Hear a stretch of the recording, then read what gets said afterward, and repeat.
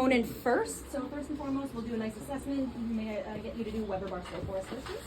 Go ahead, hips to the sky. 1 and 2 and 3, and then back down for us, please. And I'll put my hands on your hips, okay?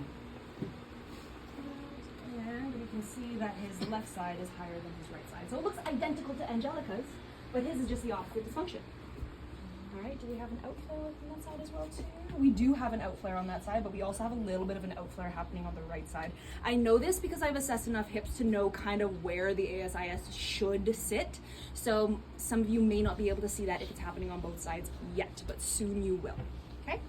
So if it was a visceral problem, he said his pooping is just fine, so we know it's not a visceral problem for him, but I still would like to demonstrate what you would do. All right, so Justin, is it all right with you if I demonstrate just hand placement and the type of techniques we would do in the area on the side of your tummy? Yep. Awesome. I'll get you to, if you're comfortable with it, can I get you to lift your shirt just so that we do have access to your stomach, if that's okay, please? Okay, so one thing you can do, I like starting on the ascending colon because theoretically that's going to be the least restricted area, so you can see how it's supposed to feel. Right, so we start at the ascending colon. It's nice and motile, tissues are willing to move, nice and great, right? We work our way over towards his descending colon. It's actually a little stuck. So it's not stuck enough that his pooping's affected, which is good, but it is a little bit stuck, okay?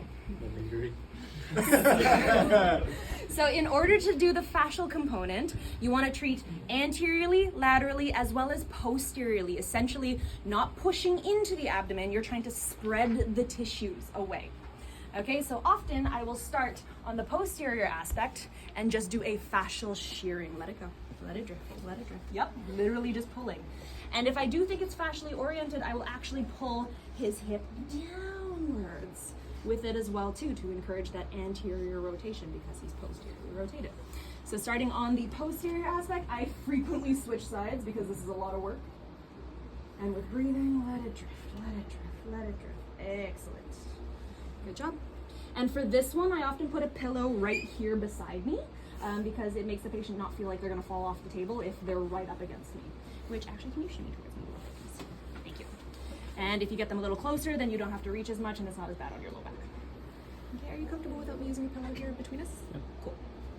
All right, so once we got the posterior aspect, then I'm gonna go ahead and move on into the anterior aspect. I always find this sort of bottom corner of the stomach where the ASIS is, and it's almost like you're trying to scoop to lift the tissues away from there.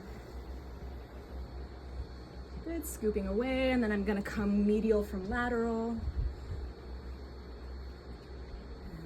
Go. I might have to reposition to pick up the slack to get even more of a fascial lift happening. So Justin, you might have all your classmates asking to try it on you so you can confirm, did it feel like this? Okay. So you guys know who to ask. All right, once you've gotten a little bit of movement in the tissues, it should feel loosened. As a very quick version, I usually spend about 10-15 minutes. I'm just gonna reassess your hips, okay? Theoretically, I did a Weber bar stow, and that actually brought his hip down a little bit. Yeah, so he was a little bit tightened up in the tummies. That's okay. Okay, so now we're gonna go ahead and do the actual correction. Okay, I actually like to do, if there's an outflare on the left side, I actually like to do that version to bring it in, because I find it super easy, so you can actually use it even if they're not backed up. All right, Justin, can I get you to actually face down on the table? Can you get a spray bottle or at least some tissue for your face piece? Or like a face piece? Liz? Thank you, guys. All right, so if his hip is posteriorly rotated, we are going to encourage an anterior rotation. Okay, you'll notice that with him face down and us doing this correction, I'm on the same side of the table as I was when I was correcting the supine version. Yeah.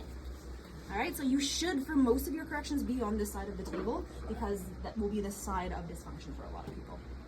All right, so Justin, what's gonna happen? Normally they would be face down when I do these. I'm gonna go ahead and do a correction which can be a little bit uncomfortable. Okay, so it's everything that I told Angelica might happen. Is it okay with you if we continue? Yeah. Okay, it's long, okay? We have a lot of stuff to go through. All right, so if he's posteriorly rotated and we wanna encourage anterior rotation, you're gonna go ahead and support the underside of the front of the knee. Now, ideally for this technique, do you moisturize your legs anytime recently? Okay, it makes a huge difference when they actually use moisturizer of any degree within the last 48 hours.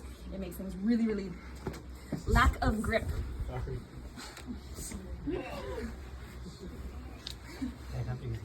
Yeah, there we go. It's good, you take care of your skin, but it's really inconvenient for me. There we go, all right. So the reason why being in shorts is a good idea is because what we're gonna be doing is we're gonna be pulling him into an anterior rotation, but having that grip on the front of the quads will help because of that, what is it, rectus femoris and its attachment at the AIIS? AIIS. It actually will pull the hips into an anterior rotation. Okay, so you can do it without that quad fascial attachment. It's just easier in my opinion. All right, so holding on to the anterior aspect of the leg, let that drop. And let your hips fall. There you go. A lot of patients will try and help you. Okay, now with this one, try not to have their knee completely flexed at 90 degrees because then it gets a little floppy and you can get a foot to the face. Yes, it's happened. So if you can, get a little bit of less flexion just so you have a little bit more control over that leg. All right, so Justin, when I say so, what you're gonna do is you're gonna push your knee downwards into my hand, and we're gonna hold that resistance for 5 seconds. After you're done pushing, you're gonna take a breath in, and when you breathe out, I'm gonna get you to relax, and I'm going to lift your leg, and I'm going to have my hand on your hip, and I'm gonna encourage your hip to rotate forwards. Okay, we're gonna do that whole push-hold scenario 2 or 3 times, and then we're gonna reassess. Is that okay with you? Do you have any questions for me? Do I have your consent to continue? Wonderful. So again, I'm gonna get him to this position, placement here. First thing I'm gonna do is what? Breathe. And I am gonna be breathing. Thank you. Find the restricted barrier. 10 points to Gryffindor.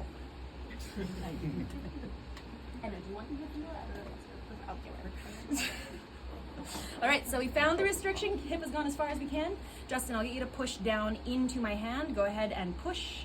Hold right there. Don't let me lift your leg. Ready for 5, 4, 3, 2, 1. Let go. Breath in.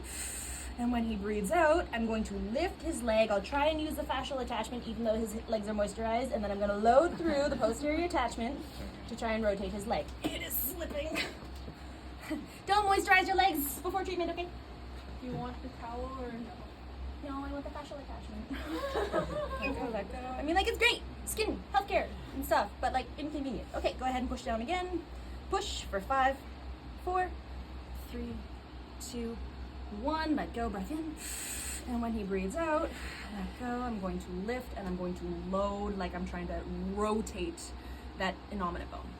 Okay, as you saw, I did a couple oscillations just for good measure, and then I'll hold it down while I bring his leg down, and then we will reassess. Justin, can we get you face up on the table, please?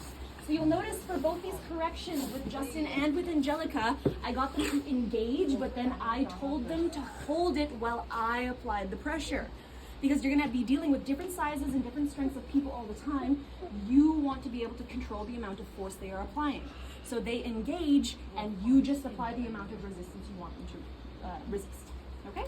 So don't let them choose how much they push against you. All right, Justin, can we do a Weber bar stow, please? Ready, and hips up 1, and 2, and 3, and back down. Good. I'm gonna place my hands on your hips, okay? Good. Now checking out his left side. Yeah, look at that. A little bit, but now his out flare is super obvious on this side. We'll get Angelica to fix that for you later.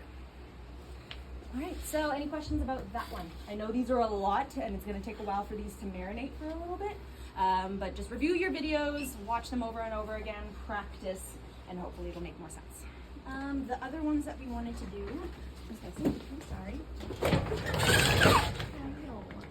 Okay, we gotta do the counter nutation and nutation, and then if we have time, I'm going to try and get into the tailbone stuff too, but it'll depend on how far we get with the other stuff.